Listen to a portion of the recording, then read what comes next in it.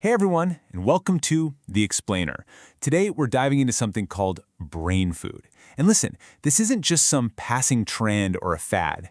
It's a huge change that's happening right now in the food industry. You could even call it a cognitive revolution, happening right in our grocery aisles. So let me ask you this. Could your next snack actually make you smarter? It sounds like a simple question, right? But it's really at the core of what we're talking about today. What if the key to a whole new market wasn't about a new flavor, but about a new function for our brains? So, what is this brain food revolution? Well, it's this really big shift in how we're all starting to think about what we eat. It's not just about our physical health anymore.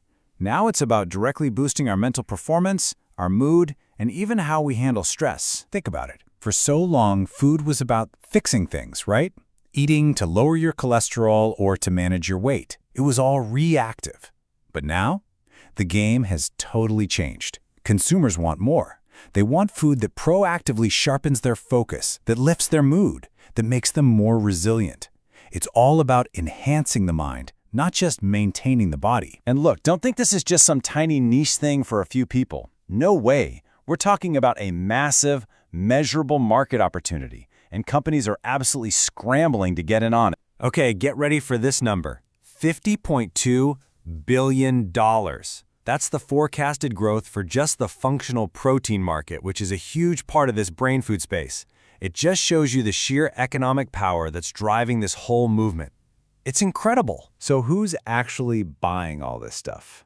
Well, what's fascinating is that it's not just one group of people. It's this really diverse mix. You've got the biohackers who are always looking for that extra edge. You've got stressed out professionals trying to manage burnout. You've got seniors who are focused on staying sharp as they age. And you have parents who want the best for their kids' development. Okay, but here's the thing. Jumping on this trend isn't as simple as, just sprinkling some smart dust on a protein bar. Innovators are up against a really tough challenge, something the industry calls the functional food trilemma. And this right here, this is the super delicate balancing act. To have a successful product, you have to hit all three of these targets. No exceptions.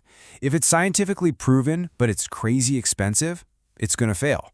If it's cheap and natural but doesn't actually do anything, people will lose trust, and it's over. You got to nail all three. The stakes are just incredibly high. This quote from the source material really says it all. The imbalance between these three things is the #1 reason new products fail. So getting that perfect harmony between the science, the natural ingredients, and the business model, it isn't just a goal. It's literally the only way to succeed. So how on earth do companies solve this trilemma?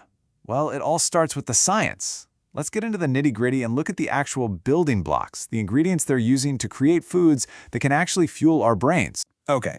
Let's take a critical nutrient like omega-3s. For ages, right, the go-to source was fatty fish like salmon. Simple enough. But today, thanks to FoodTech, things are different. Innovators can now use amazing oils that come from microalgae. And that means they can create products that hit that efficacy mark, but also meet demands from consumers who want, say, a vegan-friendly option. This right here, this is basically the innovator's cheat sheet. It connects all the dots, from the ingredient to what it does to a real product idea. So, for example, if you want to support that all-important gut-brain connection, you could combine probiotics with prebiotics to create something they call a symbiotic granola.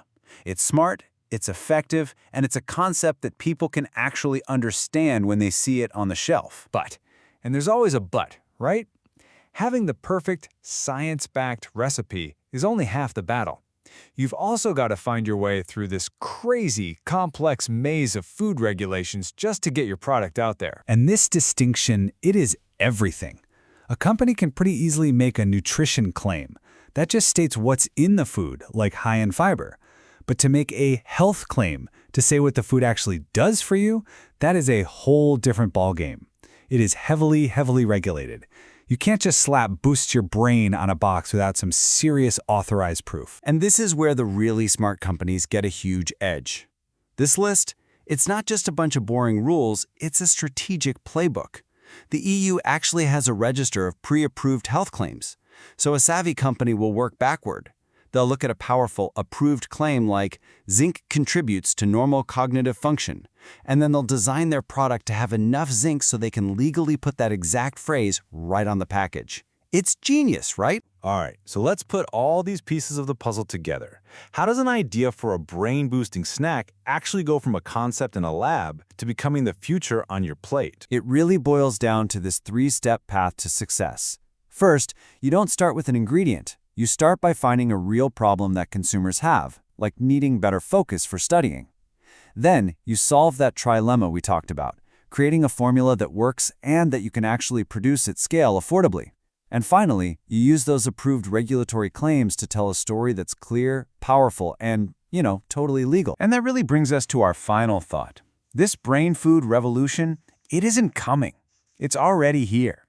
So the next time you're walking down the grocery aisle, maybe just pause for a second and take a closer look at the labels. Ask yourself, are you shopping for your stomach or are you shopping for your mind?